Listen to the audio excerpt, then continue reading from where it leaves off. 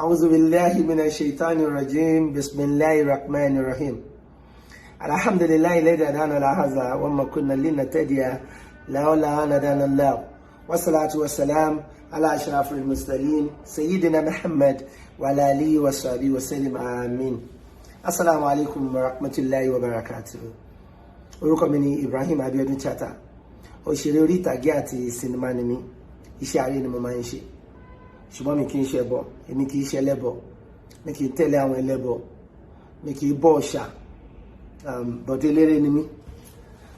mi kì í forí mi balẹ̀ fún kankan yàtọ̀ sí Ọlọ́run ọba Allah. Onìkan náà ni mo gbàgbọ́ pẹ̀lú ẹ̀mí mi, pàtàkì ọkàn mi, ẹ̀mí mi, onìkan ni mo gbàgbọ́. Inshallah Rahman, nínú àánú rẹ̀ kó dákú kó ṣàánú mi, kó má yẹ kí n rí àpadà sí aburú, òun náà ni màá tún gbàgbọ́ títí tí ó fi yọ ẹ̀mí mi kúrò lára mi. Nídìí yìí, ẹ̀yin ọmọ ìyá mi alápọ̀nlé jùlọ, mo fẹ́ sáré sọ̀rọ̀ kan fún yín. Ṣé rí àwọn eléré a máa ń busy gan, a máa ń ṣiṣẹ́, wọ́n máa ń pèsè wa ní show must continue even when you are dying. Àwọn yẹn sì máa tì wọ́n máa fọwọ́ kẹ́ẹ̀kẹ́ẹ̀kẹ́ tó wá dé àmọ́ sí kí wọ́n ní ó yá sáré ṣe sí nǹkan kìíní kan, bẹ́ẹ̀ lè ṣe wá ṣe rí. Ó ṣẹlẹ̀ sáwọn ọ̀gá wa ní jọ̀njọ̀n tó yẹ pé ọmọ wọn máa kú báyìí, wọn á dẹ̀ dé mọ́bì kan, wọn á dẹ̀ ṣeré wọn tán, ìyàwó wọn máa kú, máa ń ṣẹlẹ̀ bẹ́ẹ̀. So iṣẹ́ wọn máa ń jẹ́ ká busy. Àwọn aráalé wa, àwọn ọ̀rẹ́ wa, àwọn alásùnmọ́ wa nìkan ló máa mọ bí ló lè ṣàlàyé fún yín bí eléré ṣe máa ń busy tó. So wọ́n ní àfáà kan tí máa ń bú àwọn àfáà, ó bú mi lánàá lórí pé mo lọ sí Palace Aláàfin, mo sọ pé bàbá ṣe kálímà pé bàbá pé kálímà ẹ̀mọ̀ fún ẹ̀yin fans mi àtẹ̀yin ọ̀rẹ́ mi tó bá jẹ́ Christiani. Ṣe rí nǹkan táwọn pè ní kálímà nínú Islam ní gbólóhùn la ilaha illallah Muhammad Rasulullah sallallahu alayhi wa sallam. Ó túmọ̀ sí pé mo nígbàgbọ́ la ilaha illallah, kò sí ọlọ́run ọba ìkan ọ̀kankan, kò sí la ilaha, kò sí ọlọ́run illa àyàfi Allah, ọba Allah nìkan. Muhammad Rasulullah, wípé ànábì wa Muhammad sallallahu alayhi wa sallam òjíṣẹ́ ọlọ́run ọba ní í ṣe.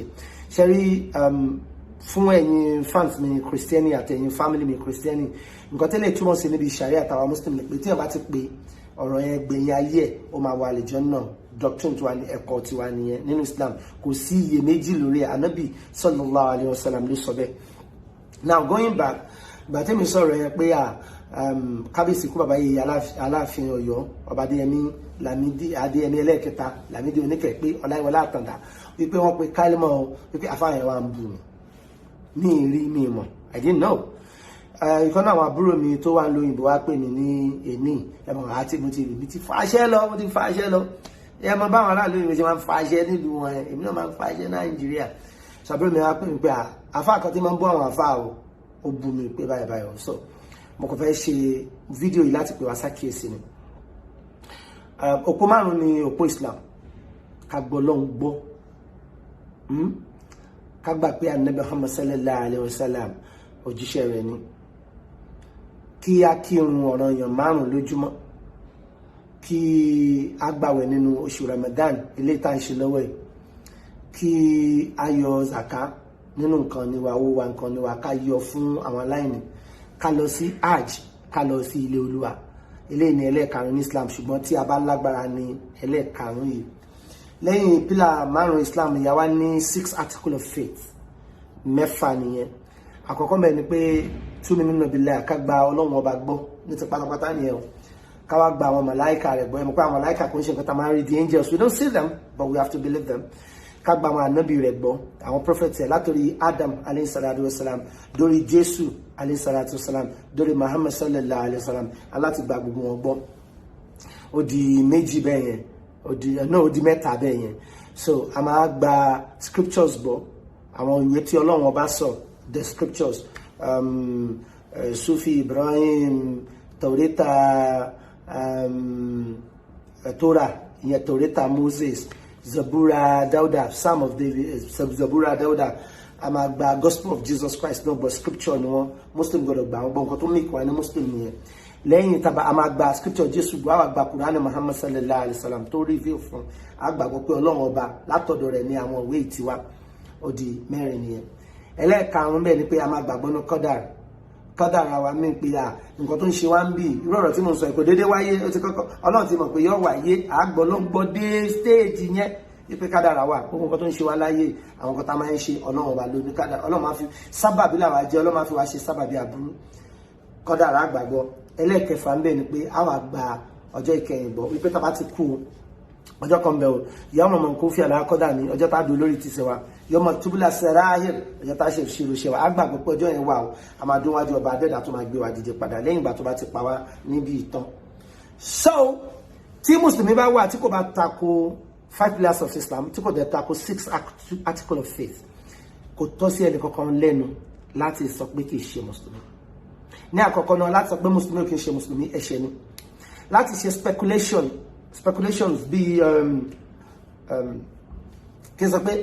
mò ń rò ó lọ́kàn mi pé Ablative Adédìméjì ṣe báyìí ẹ̀ṣẹ̀ nínú Islam. You cannot say that. Speculation àbí nǹkan báyìí ló máa ń ṣe you cannot say that in Islam. Speculations ẹ̀ṣẹ̀ ni. Kéèyàn wá accuse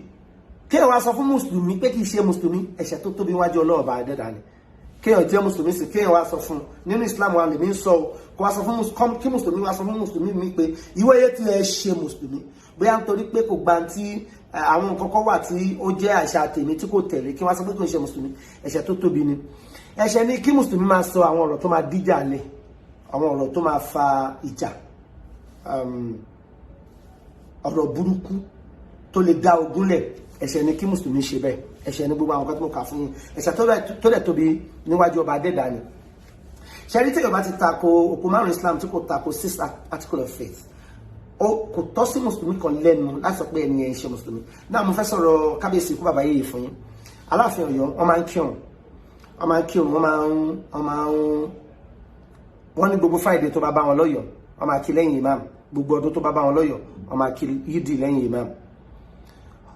Nínú ilé wọn nínú palace mọ́ṣáláṣí wà ńbẹ̀. Àwọn ọmọ bá sọ kíní kan fún mi jẹ́ tó wọn gan ni pé ojoojúmọ́ ayé wípé kú mọ̀ pópó làláàfin máa ń gbé káàkiri láti jí àwọn èèyàn fún ìrun. Tó bá sunú ààfin tó dìde fún ìrun Aláàfin máa nà ẹ́. Nínú àsìkò àwẹ̀ Aláàfin Ọ̀yọ́ wọ́n máa ń gba àwẹ̀ wọ́n máa ń ra abọ́ tuntun wọ́n náà ti ra tọdún yìí náà wọ́n ti ra tọdún yìí ẹ̀rí bọ́lá ọ̀hún wáyé ṣe wọ́n máa ń ra abọ́ fún gbogbo ọmọ inú ààfin àtàwọn ayaba abọ́ tuntun ọmọ tí ò bá ti wá gbàwẹ̀ wọ́n ní kábíyèsí kó bàbá yẹ̀yẹ́ Aláàfin wọ́n ní pé ó máa gbé gbogbo àwọn tí wọ́n fẹ́ ṣínú àwọn ayaba àti àwọn wọ́n máa ń ṣínú pọ̀ ni ẹ̀wù nǹkan tó jọ ẹ̀wù bí Aláàfin ṣe rí bí astagfirullah bí ṣe sí àwọn ẹni Ọlọ́run wọ́n máa kó gbogbo àwọn ọmọ jọ báyìí àwọn tí ò bá ti gbà wọ́n máa wò wọ́n lọ́kàn bọ́ ṣe ń jẹun wọ́n máa fi lá wọn lójú Aláàfin máa ń ṣe bẹ́ẹ̀ débi ìgbà tí Ọlọ́run máa pe bàbá sọ́dọ̀ wọ́n nígbà tí bàbá wà ní afẹ́ Babalọ́lá bàbá sì jẹ sààrì bàbá sọ pé gbogbo àwọn kìíní wọ́n ní bàbá wá ṣe tẹ́ bàbá ok wọ́n sọ̀rọ̀ kan fún wọn ní pé bàbá wo fíìmù Sanyẹ̀rì àti Kamilu wípé Sanyẹ̀rì dé kíní kan mọ́ orí báyìí nínú fíìmù wọn ní bàbá sọ pé